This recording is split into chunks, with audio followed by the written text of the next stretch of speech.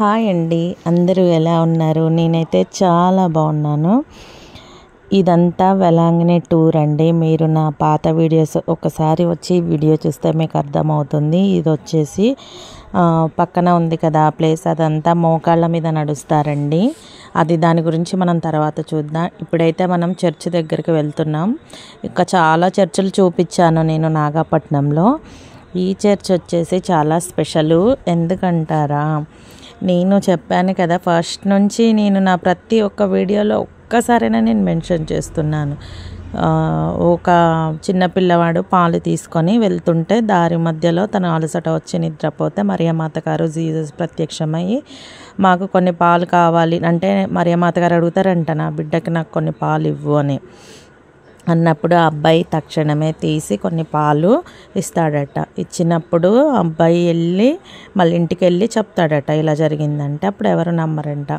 నమ్మకపోయేసరికి ఇక వెళ్ళి ఆ కుండని వాళ్ళ వంటగదిలో అక్కడ పెట్టుకుంటారు కదా, అలా పెట్టినప్పుడు దాంట్లో నుంచి పాలు పొంగుతూనే ఉంటాయంటండి. ఇది నిజంగా జరిగిందంట. సో ఇప్పుడు మనము ఆ చర్చ్లోకే వచ్చామన్నమాట. దాన్ని సింబాలిక్గా కట్టిన చర్చే ఇది.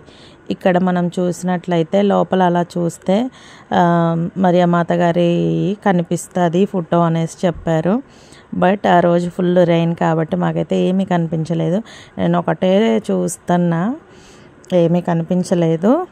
అయితే ఇప్పుడు వచ్చేసి నేను ఇంకోటి కూడా చెప్పాను కదా, పోర్చుగీస్ వాళ్ళు సముద్ర ప్రయాణం చేసేటప్పుడు వాళ్ళకి పెద్ద గాలి తుఫాను వచ్చినప్పుడు వాళ్ళు మొక్కుకుంటారు దేవుడికి. అయితే అప్పుడు ఓడ అనేది ఈ వెలాంగిని ఒడ్డుకొచ్చి ఆగుతుందంటండి.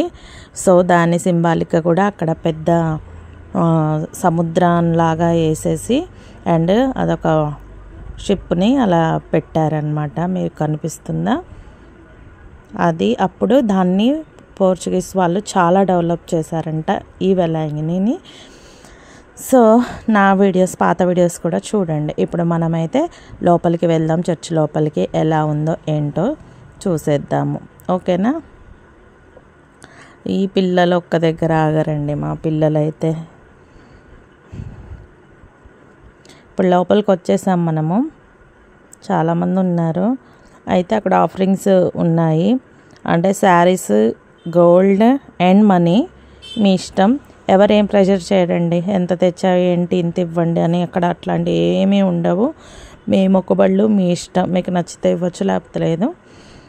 చూసారా, అక్కడ చిన్న పిల్లవాడిని వేసి మరియమాత గారిని కూడా జీసస్ని కూడా పెట్టారనమాట.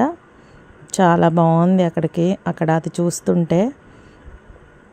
అయితే ఇక్కడ మేము కాసేపు ఉన్నాము, అందరు పీస్ఫుల్గా కూర్చొని. అందరూ ఎవరు అడిగినా అదే స్టోరీ అండి, ఇంకా వేరేది ఏది చెప్పలేదు నాకు. ఇది వెలాంగిని రావడం మేము 5th టైం అండి. అయితే నేను ఇండియాలో ఉండే చర్చెస్ అన్నీ తిరిగి చూపిద్దామని టార్గెట్ పెట్టుకున్నాను. ఇప్పటివరకు చాలా చర్చెస్ తిరిగాను. సో మీరు నాకు సపోర్ట్ చేస్తే నేను ఇలానే చేయగలుగుతానండి. ప్లీజ్ నాకు సపోర్ట్ చేయండి. అయితే ఇక్కడ కాసేపు కూర్చున్నాను, ప్రేయర్ చేసుకున్నానండి. చాలా బాగుంది అక్కడ కూర్చున్నంతసేపు, చాలా ప్రశాంతంగా అనిపించింది. అక్కడ వచ్చేసి ఎవరు మాట్లాడరు, గోల చేయరండి, చాలా జాగ్రత్తగా ఉంటారు. ఒకళ్ళనైతే డిస్టర్బ్ చేయరు. వాళ్ళైతే ఎవరి ప్రేయర్స్ వాళ్ళే, ఎవరి ఇదిలో వాళ్ళే ఉంటారు. కానీ చిన్నపిల్లల్ని కూడా చాలా జాగ్రత్తగా కూర్చోబెడతారు. ఒకళ్ళకి డిస్టర్బ్ అయ్యేలాగైతే ఎవరు బిహేవ్ చేయరు. చాలా బాగా అనిపించింది. కాసేపు అలా కూర్చొని పీస్ఫుల్గా ప్రేయర్ చేసుకొని, ఏదో హడావిడిగా వెళ్ళామని కాకుండా కాసేపు అలా కూర్చొని తర్వాత ఇంకా మనము బయటికి వచ్చేసి ప్రేయర్ ఆయిల్స్ కూడా ఉన్నాయండి ఇక్కడ. ప్రేయర్ ఆయిల్స్ అనేవి కొన్ని వేలు వెళ్ళిపోతూ ఉంటాయి బయటికి, అంతమంది తీసుకుంటారనమాట. ఆ ప్రేయర్ ఆయిల్స్ కూడా చూద్దాము. సో ఇదండి, ఇక్కడ ఇలా ఉంది.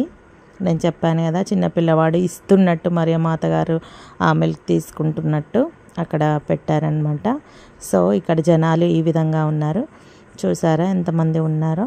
ఆ రోజు ఫుల్ రెయిన్ అండి, ఫుల్ రెయిన్ వచ్చింది, అసలు ఘోరంగా వచ్చింది. అసలు వరదలు వచ్చి ఇంటి కొట్టుకుపోతారు అన్నట్లు వచ్చిందనమాట.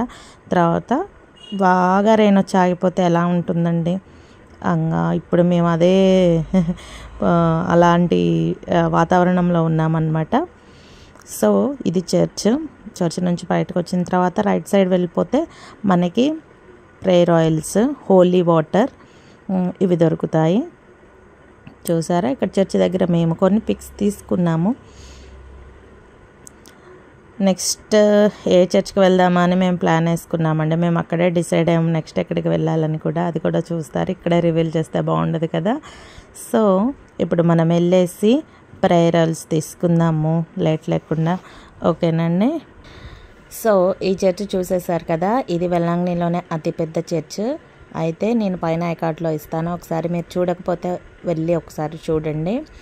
మనం వెళ్ళేసి ఇప్పుడు ప్రేయర్ ఆయిల్స్ తీసుకుందాం లేట్ లేకుండా. ప్రేయర్ ఆయిల్స్ వచ్చేసి ఒక బాటిల్ 10-50 నుంచి స్టార్ట్ అవుతాయండి. మళ్ళీ హోలీ వాటర్ కూడా దొరుకుతాయి. ఇక్కడ నిత్యం ప్రేయర్ చేసి నిత్యం ఆయిల్ దొరుకుతూనే ఉంటుంది. సో ముందుకు వెళ్దాం. ఇక్కడ అన్నీ దొరుకుతాయండి, అంటే రోజరీస్, జీసస్ స్టాచ్యూస్ అన్నీ అన్నమాట.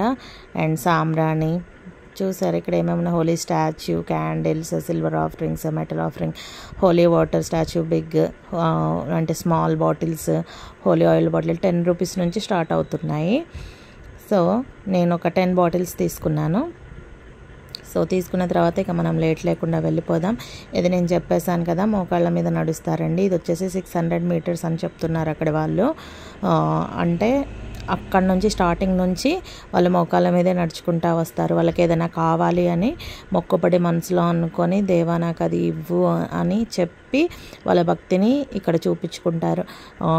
అండ్ ఏదైనా కలిగినా కూడా, అంటే వాళ్ళు అనుకున్నది జరిగినా కూడా అలా నడుస్తారని చెప్తున్నారు భక్తులు. ఇక్కడికి వచ్చేసరికి రోజరీస్ స్పెషల్గా అన్నమాట. అండ్ చూసారా స్టాచ్యూస్ ఎలా ఉన్నాయో, జీసస్వి అండ్ మేరీ మాతవి ఇవన్నీ ఇక్కడ దొరుకుతాయి.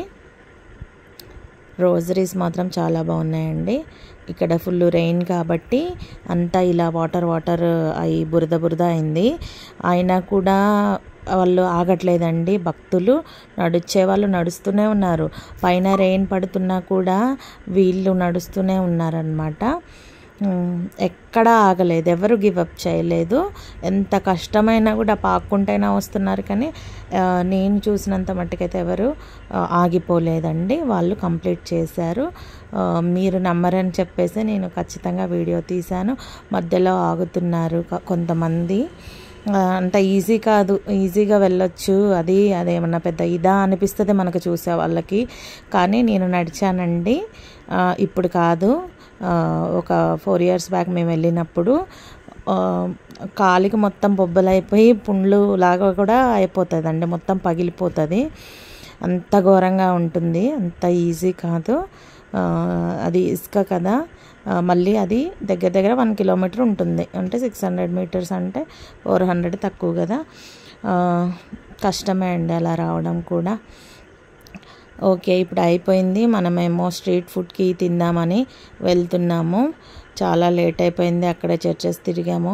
ఇంకోటి ఏంటంటే ఇప్పుడు వెళ్ళి నేను నైట్ ఫుడ్ కూడా ప్రిపేర్ చేయాలి. సో జస్ట్ లైట్గానే తీసుకుందాం అనుకున్నాము. ఫస్ట్ నేను ఇక్కడికి వెళ్ళాను, వాళ్ళు ఏమని చెప్పారంటే ఇప్పుడు కాదు 8 o'clockకి అని చెప్పారు. అయితే నేను పిల్లలు ఇప్పుడు వస్తున్నారు, 8 o'clock ఓకేలే అని, 8 o'clock మేము రాములే, మేము ఇప్పుడే తినాలి అని చెప్పేసి బయటకు వచ్చేసాము. నెక్స్ట్ వేరే షాప్కి వెళ్ళాము. అంటే మేము క్రాబ్స్ తిందామనే వచ్చాము స్పెషల్గా. మేము ఫస్ట్ డే వచ్చినప్పుడు క్రాబ్స్ మాత్రం మస్తు ఫ్రై చేసి పెట్టారండి.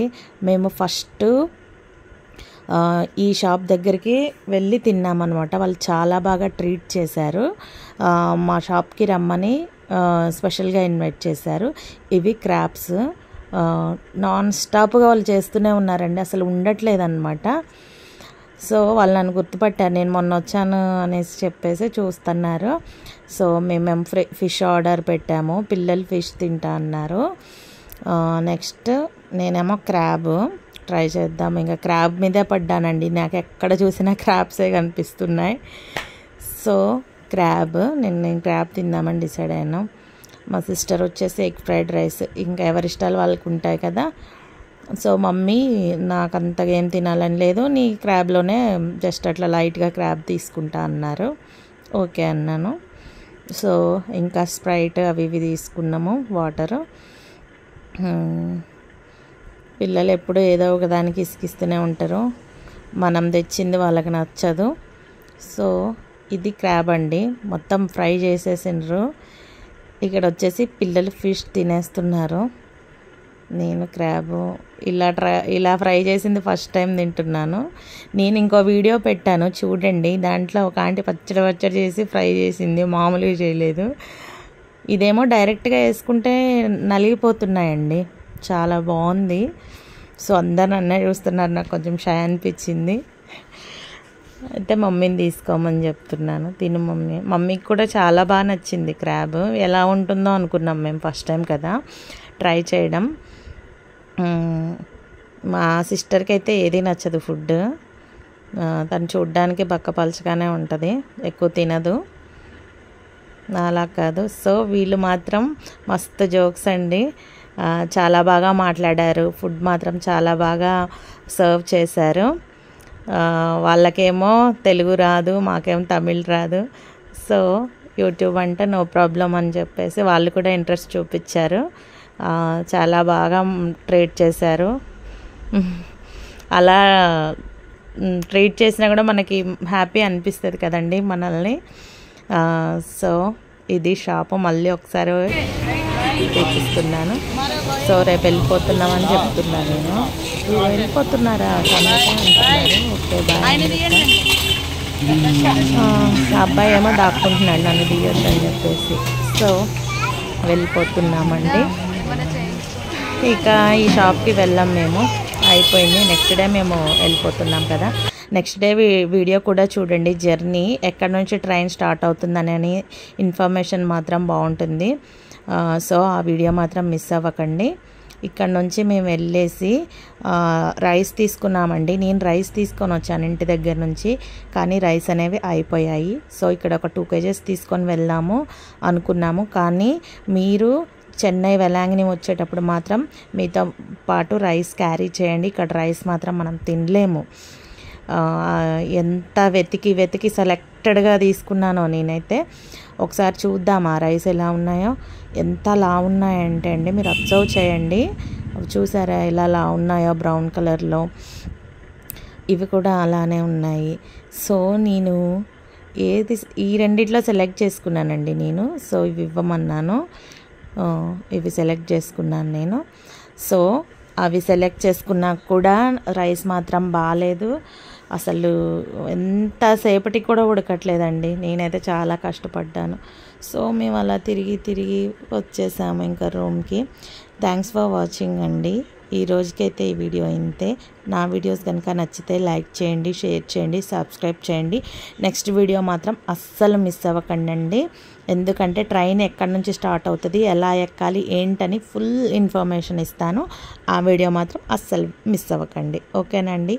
థ్యాంక్స్ ఫర్ వాచింగ్ అండి. నన్ను ఇలానే సపోర్ట్ చేయండి. Thank you so much. Bye bye bye.